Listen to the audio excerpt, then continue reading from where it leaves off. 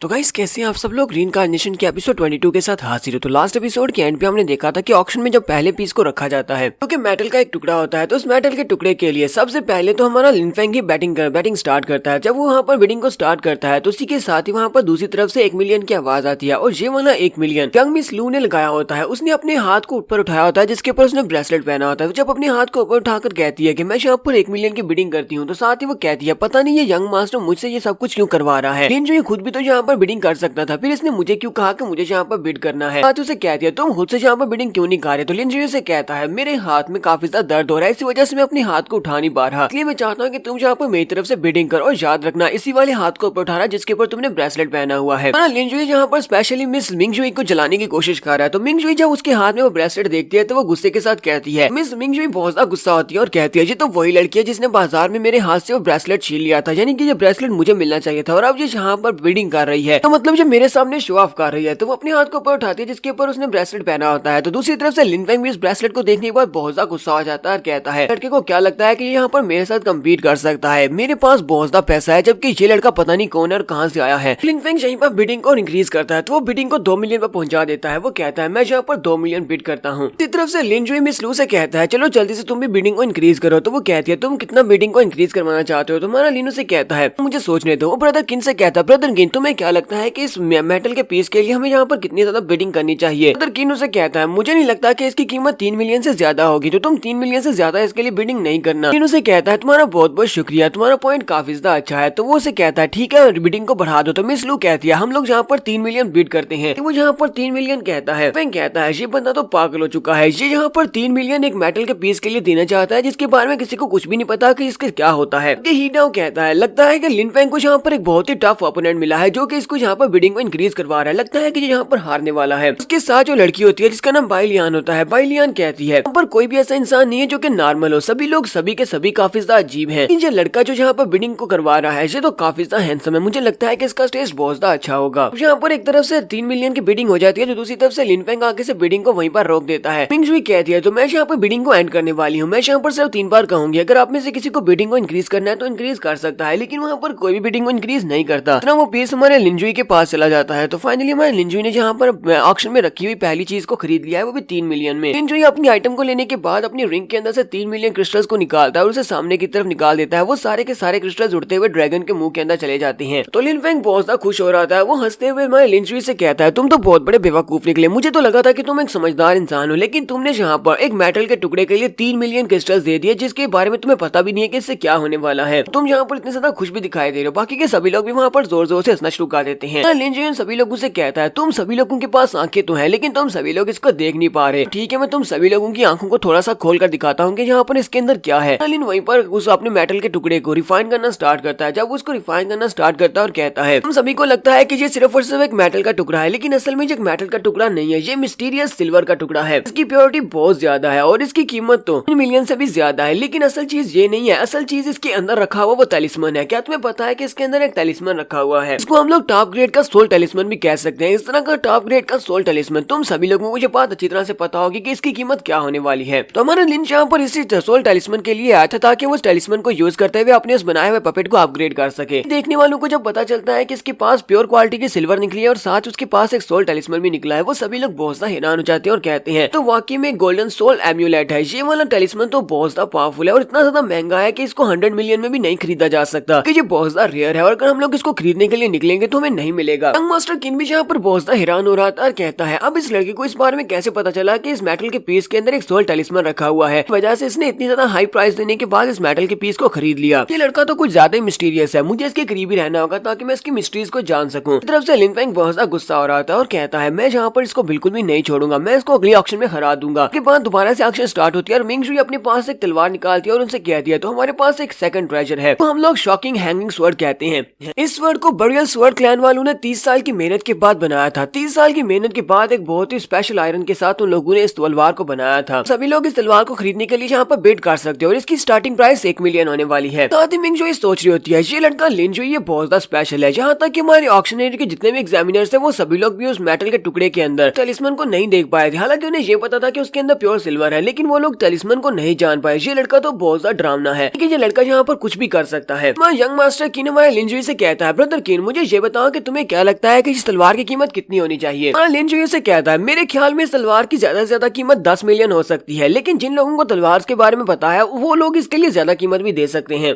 कीनू से कहता है मुझे तो ऐसा नहीं लगता कि यहाँ पर ज्यादा लोग होंगे जिनके पास तलवारबाजी की नॉलेज होगी और उन्हें पता होगा कि ये तलवार किस लिए यूज होती है। यहाँ पर बिडिंग स्टार्ट होती है। सबसे पहले लिन फेंग यहाँ पर 6 मिलियन की बिडिंग करता है, इसके साथ ही डाउ 7 मिलियन की बिडिंग करता है और वो लड़की जो उसके साथ होती है बाइलियान वो 8 मिलियन की बिडिंग करती है। यहीं पर हमारी मिस लू फिर से अपना हाथ उठाती है और डायरेक्टली बिडिंग को इंक्रीज करने के बाद 20 मिलियन पर पहुंचा देती है। वो यहाँ पर बिडिंग को 20 मिलियन पर पहुंचाती है। इसी के साथ ही लिन फेंग वहाँ पर फिर से बिडिंग को आगे बढ़ाता है और इसे 21 मिलियन पर पहुंचा देता है। तो उसके गार्ड जल्दी से आगे बढ़ते हैं और कहते हैं सर लॉन्गलिंग प्लीज शांत हो जाए, आप यहाँ पर ऐसे नहीं कर सकते। स्लो वहाँ पर बिडिंग को फिर से इंक्रीज करती है और उसे 25 मिलियन तक पहुंचा देती है। यहीं पर हमारा लिन जुई लिन फेंग का मजाक उड़ाते हुए कहता है लगता है कि इनके लिंगटियान हाल वालों के पास बिल्कुल भी पैसा नहीं है, जो कि यहाँ पर उसके गार्ड उसको रोक रहे हैं कि तुम आगे बिडिंग को नहीं बढ़ा सकते। देखने वाले बहुत ज्यादा हैरान हो रहे होते हैं। तो मास्टर ही जिंग भी वहाँ पर ऊपर खड़े होते हैं, उनके साथ उनके सोल्जर भी खड़े होते हैं। तो जिंग ही के साथ जो सोल्जर होते हैं वो कहते हैं ये लड़का तो यहाँ पर ओपनली लिंगटियान हाल वालों को ओपनली चैलेंज कर रहा है और बाकी के सभी लोगों को बहुत ज्यादा गुस्सा दिला रहा है। मुझे नहीं लगता कि इस लड़के को यहाँ पर ये सब कुछ करना चाहिए।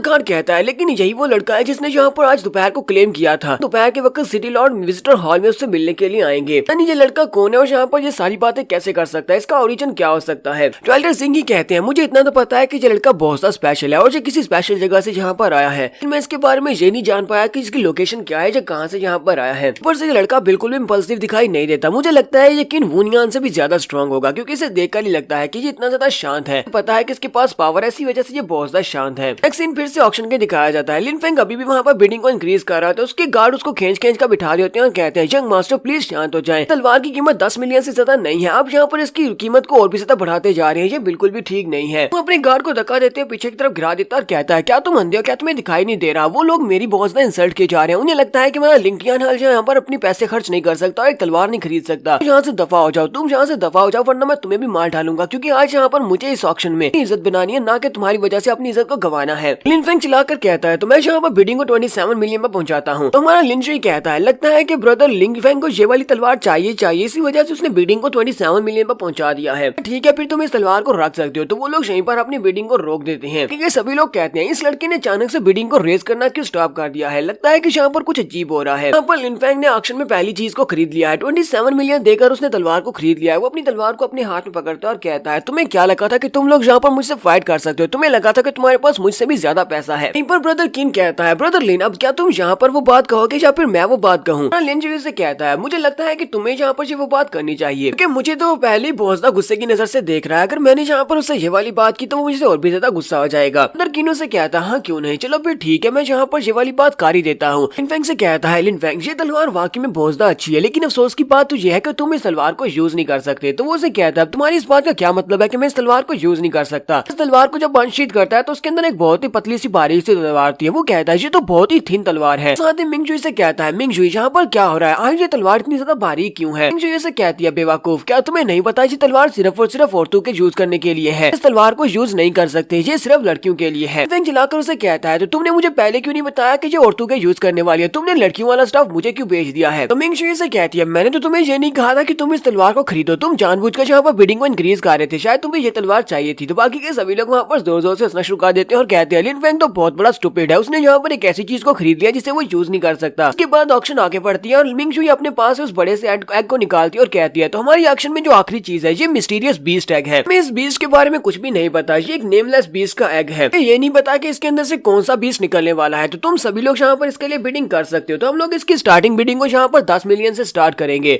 लिन जुई कहता है तो फाइनली ये एग यहाँ पर आ चुका है। ब्रदर किन भी यहाँ पर इसी एग को खरीदने के लिए आया होता है। वो कहता है मैं इस ऑक्शन में इसीलिए आया हूँ क्योंकि ये सभी लोग नाइट किंग सिटी के लोग यहाँ पर इस एग को एडवर्टाइज कर रहे थे। उन्होंने इस एग के बारे में ऑक्शन में बताया था कि उनके पास एक मिस्टीरियस बीस्ट का एग है। यहाँ पर अपनी डिवाइन सेंस को रिलीज करने के बाद कहता है चलो यहाँ पर चेक करते हैं कि आखिर इस बीस्ट एग के अंदर है क्या, ये किसका अंडा है। इसके साथ साथ वहाँ पर और भी जितने लोग होते हैं वो सारे के सारे अपनी डिवाइन सेंस को रिलीज करते हैं और इस एग के अंदर पीक करने की कोशिश करते हैं ताकि वो जानकर दे सकेंगे ये किस बीस्ट का एग है। कि पहले अगर वो देख पाएंगे तभी वो इसको खरीदेंगे ना। सभी लोगों की डिवाइन सेंस जब अंडे के करीब पहुंच रही होती है तो एल्डर सिंह ही कहते हैं तुम सभी की हिम्मत कैसे हुई यहाँ पर हमारे बीस्ट एग के अंदर जानकर देखने की कि इसके अंदर क्या है। यहाँ पर ऑक्शन में ये सब कुछ अलाउ नहीं है। वो वहीं पर खड़े खड़े अपनी पावर्स को रिलीज करते हैं, उसके इर्द गिर्द एक शील्ड बना लेते हैं। उन सभी की डिवाइन सेंसेस वहाँ पर उसके साथ टकराती हैं और सभी लोगों की डिवाइन सेंस वहाँ पर रिट्रैक्ट हो जाती हैं। ब्रदर किन कहता है लगता है कि यहाँ पर कोई एक्सपर्ट है जो कि इस अंडे की रक्षा कर रहा है, हम लोग इसके अंदर जानकर नहीं दे सकते सकते कि आयरिस अंडे के अंदर क्या है। इसी वजह से लगता है कि हमें यहाँ पर देखो इसी तरह बिडिंग में खरीदना पड़ेगा और उसके बाद किस्मत पर डिपेंड करता है कि इसके अंदर से क्या निकलने वाला है। यहाँ पर हम लोग अपनी एपिसोड 22 का एंड करेंगे। एपिसोड की एक्सप्लेनेशन अच्छी लगी हो तो कमेंट करके जरूर बताइएगा। चैनल को सब्सक्राइब कर दें, वीडियो को लाइक और शेयर कर दें। शुक्रिया।